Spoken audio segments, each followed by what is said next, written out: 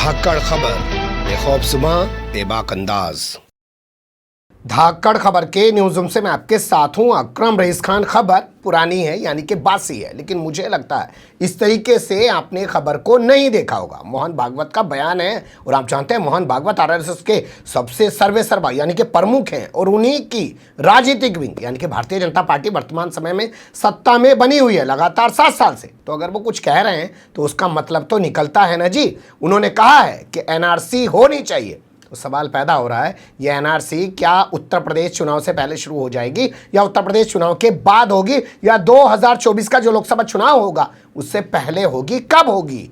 क्योंकि हम देख रहे हैं लगातार पार्लियामेंट में सरकार इस पूरे मामले पर इनकार करती आ रही है। जब भी पूछा जाता है कि एनआरसी कब होगी तो सरकार इनकार कर देती है कि अभी हमारा कोई इरादा नहीं है। लेकिन आप ये भी जानते हैं कि जनगणना 2021 की शुरू होने वाली है। एनपीआर को ही एनआरसी का पहला फेज बताया जा रहा है। आप जानते हैं एनआरपी को जिस वक्त लॉन्च किया गया था उसी वक्त एक हंगामा खड़ा हुआ था एनआरसी को लेकर, क्योंकि सरकार उसी दौरान सीएए भी ले आई थी। तो कैसे उनके बयान को देखा और समझा जा सकता है और क्या उन्होंने बयान दिया है वही तमाम आपके सामने रख रहा हूं। लेकिन मुझे लगता है उससे पहले आपको ये जान लेना चाहिए कि उन्होंने बयान दिया कहां है। आप जानते हैं दशहरे के दिन जब से नरेंद्र मोदी सत्ता में आए हैं, राष्ट्रीय स्वयंसेवक के प्रोग्राम को तमाम भोपू मीडिया और उसके दलाल चाटुकार दंगाई पत्रकार लाइव दिखाते हैं। इससे पहले इतिहास में कभी ऐसा नहीं होता था। अब इन भोपू मीडिया से वालों से कोई सवाल पूछे कि कल को जमात उलमा हिंद अपना कोई प्रोग्राम करने लग जाए तो क्या उनके प्रोग्राम को लाइव दिखाएंगे? जमात इस्लामी वाले अपना प्रोग्राम करने लग जाएं क्या उनके प्रोग्राम को लाइव दिखाएंगे? कोई ईसाई समुदाय के लोग या उनकी कोई संस्था जो दावा करती हो कि ईसाइयों के लिए काम करती है, या सिखों से जुड़ी हुई कोई संस्था, या बौद्ध समाज से जुड़ी हुई कोई संस्था, जैन समाज से जुड़ी हुई कोई संस्था, पारसी या इसके अलावा यहूदी समाज से जुड़ी हुई संस्था जो कोई अपना प्रोग्राम करे, क्या उसके प्रोग्राम को भी ऐसे ही लाइव दिखाएंगे? लेकिन कहते हैं ना कि बेशर्मी तेरा आसरा। हमारे पश्चिम उत्तर प्रदेश में एक कहावत कही जाती है कि नकटे की नाक कटी। नकटा मतलब जिसके पहले से नाक नहीं होती। 2 बिलांद और बड़ी, अब घटती नहीं है, बढ़ जाती है। खैर छोड़िए इन सब चीज़ों को, पर कुल मिला के दशहरे के दिन मोहन भागवत अवतरित हुए। लंबा चौड़ा भाषण उनका तमाम न्यूज चैनल पे दिखाया गया। उसमें सबसे पहले उन्होंने अपनी आदत के मुताबिक सावरकर का चर्चा किया। बताया कि सावरकर कहते थे कि हम लोग वासुदेव कुटुंबकम वाले हैं और सब लोगों को हम अपने साथ लेके चलना चाहते हैं। अब ये एक नई चीज़ थी, मुझे लगा कि इससे आपको रूबरू होना चाहिए कि सावरकर ने कहा था कि सबको साथ लेके चलेंगे। आजकल आप जानते हैं सावरकर को लेके नया नया इतिहास बताया जा रहा है। राजनाथ सिंह ने कहा कि गांधी के कहने पे माफ़ी मांग रहे थे।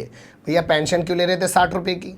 10 रुपये तोला तो सोना था, 60 रुपये की पेंशन माफ़ी मांगने के बाद अंग्रेज आपको क्यों दे रहे थे? और रात दिन 2 नेशन थ्योरी की जो बात कर रहे थे कि ये भारत है तो यहाँ पे सिर्फ हिंदू रह सकते हैं, यहाँ मुस्लिम नहीं रह सकते, उनका कोई अस्तित्व नहीं है। खैर छोड़िए उन सब बातों को, तो आप जानते हैं। आपको ये जानना चाहिए कि मोहन भागवत ने सावरकर को लेकर जो ये नई कहानी बताई है वो क्या है, तो सुन लीजिए उन्हीं की ज़बानी। सावरकर जी ने कहा कि जब ऐसा हिंदू समाज खड़ा होगा संगठित तो वो गीता की ही बात करेगा और अपने उद्देश्य को वसुधैव कुटुंबकम यही बताएगा, क्योंकि हम किसी को पराया मान ही नहीं सकते। ऐसा हमारा जो आध्यात्मिक राष्ट्रीयता का स्व है वो उदय होने से दुनिया के सारे झगड़े समाप्त होंगे, खोया हुआ संतुलन वापस आएगा और ऐसा मानव धर्म उदित होगा, हिंदू धर्म उदित होगा। तो फिर परिणाम ये भी होगा कि मनुष्यों के कलहों पर जिनके दुकान चलते हैं और उनके खोए हुए संतुलन पर जो अपना उल्लू सीधा करते हैं उनके दुकान बंद हो जाएंगे।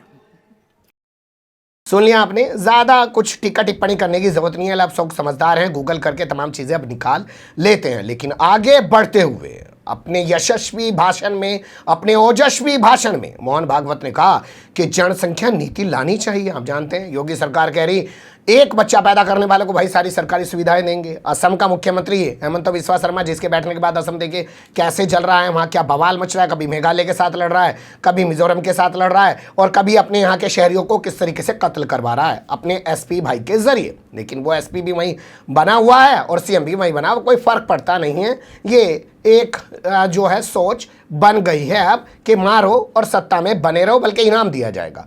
उस कहानी को भी छोड़ देते हैं। तो इन्होंने कहा कि जनसंख्या नीति लाने की ज़रूरत है, वरना 50 साल बाद जो हालात होंगे जनसंख्या संतुलन से वो बहुत ही खतरनाक हो सकते हैं। वो कहते हैं ये जनसंख्या क्या क्या करेंगे, बढ़ती जा रही है। तो जनसंख्या नीति तो होनी चाहिए। अपने यहां विचार हुआ है,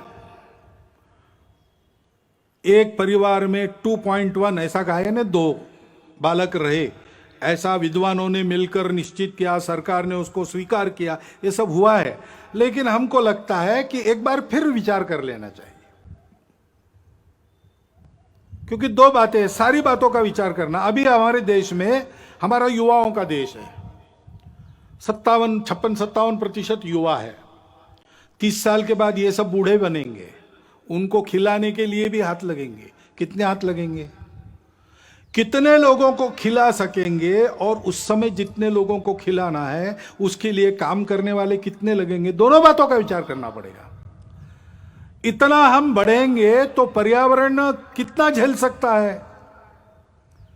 हमारी माताएं उस दृष्टि से कितनी सक्षम है, उनको खुद के पैरों पर खड़ा रखने का सामर्थ्य, उनका सशक्तिकरण कितना हुआ है, वो कितनी प्रबुद्ध है, हम उनको कैसा ऐसा बना सकते। एक 50 साल आगे तक का विचार करके एक नीति बनानी चाहिए, और उस नीति को सब पर समान रूप से लागू करना चाहिए।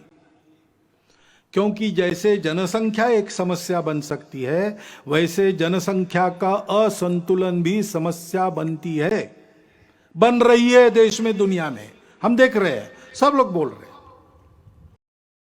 तो यहां इनसे सवाल पूछना चाहिए कि सुप्रीम कोर्ट में जब एक शख्स इन्हीं की पार्टी का नेता है और खुद को सुप्रीम कोर्ट का एडवोकेट कहता है, आप जानते हैं दिल्ली में जंतर मंतर पे जिसने दंगे वाले नारे लगवाए, मुल्ले काटे जाएंगे तो राम राम चिल्लाएंगे, तमाम तरीके के, अश्विनी कुमार उपाध्याय की मैं बात कर रहा हूँ, उसने सुप्रीम कोर्ट में एक पिटीशन दाखिल किया और उसने कहा कि 2 बच्चों वाली नीति लानी चाहिए। तो सरकार वहाँ जाके कह रही कि हम तो ऐसी कोई नीति नहीं लाएंगे। अब मोहन भागवत से पूछना चाहिए, सरकार तो आपकी है, तो आपकी बात क्यों नहीं सुन रही है, सुप्रीम कोर्ट में जाके कुछ कह रही है और आप कुछ और कह रहे हैं। तो क्या ये लोगों को दिग्भ्रमित करने के लिए है, या लोगों के बीच कुछ चीज़ों को जिंदा रखने की कोशिश है, ये आप लोग सोचिएगा। अब चलते हैं आपको एनआरसी की तरफ लेके, कि इन्होंने एनआरसी को लेके क्या कहा है। तो इनकी भाषा में राष्ट्रीय पंजीयन पत्रिका जो है वो की जानी चाहिए, जिससे घुसपैठियों का पता चल पाए। वही अमित शाह वाले स्टाइल में चुन चुन के घुसपैठियों का निकाल डालूंगा, एक भी बांग्लादेशी को नहीं रहने दो। फिल्में चल रही है ना आजकल, तो डायलॉग दिए जाते हैं नेताओं को भी, और फिर वो मीडिया में दिखाए जाते हैं। खैर वो भी कहानी छोड़ देते हैं, आप सुन लीजिए इन्होंने क्या कहा है एनआरसी को लेके। राष्ट्रीय नागरिक पत्रिका का निर्माण कर इन घुसपैठियों को नागरिकता के अधिकारों से तथा भूमिकरित के अधिकार से वंचित किया जाए। जो अनधिकृत प्रवेशकारी लोग हैं, वो हमारे देश में बसने वाले, सदियों से बसने वाले, पीढ़ी दर पीढ़ी बसने वाले नागरिक बने हुए, किसी के प्रति ये बात नहीं है।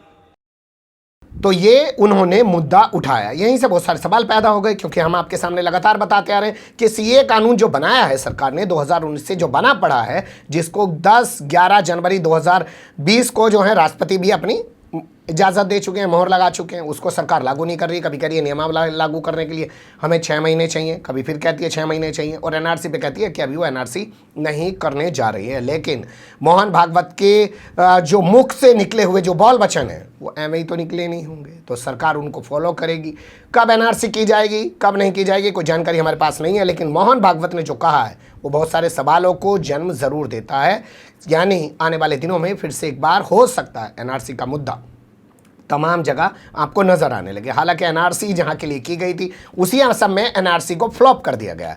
हेमंत बिस्वा सरकार कह रही है कि वो दोबारा से एनआरसी कराएगी। जो तमाम अभी एनआरसी हुई है उसमें तो घुसपैठिए आ गए। बता दें आपको, पहले 40 लाख घुसपैठिए होने का दावा किया गया, फिर 29 लाख होने का दावा किया, लेकिन अब टोटल फिगर निकल के जो आई वो 19 लाख, और 19 लाख में भी हिंदुओं की तादाद 14 से 15 लाख है। उसी के चलते बीजेपी अब सवाल उठा रही है एनआरसी पर। यहाँ ये सवाल भी गौर करने लायक होगा कि जब एक स्टेट में एनआरसी नहीं करवा पाए तो पूरे देश में एनआरसी कैसे करवा पाएंगे। लेकिन लगता है इन्हें एनआरसी ना वहाँ करवानी थी ना देश में करवानी है, लेकिन एनआरसी के नाम पर एक नफरत का बाजार ज़रूर खड़ा करना है ताकि सत्ता बनी रह सके। एक खबर उभर रही थी, मुझे लगा कि आपको रूबरू कराया जाए। बने रहिएगा धाकड़ खबर के साथ। जो भी आपकी राय हो कमेंट्स के रूप में ज़रूर दीजिएगा। खबर को लाइक कर सकते हैं, चैनल को सब्सक्राइब कर सकते हैं, ज़्यादा से ज़्यादा हमारी खबरों को शेयर कर सकते हैं। फिर ऐसे ही किसी सुलगते हुए या उलझते मुद्दे लेकर मैं आपके सामने होऊंगा हाजिर। फिलहाल अभी मुझे दें इजाज़त।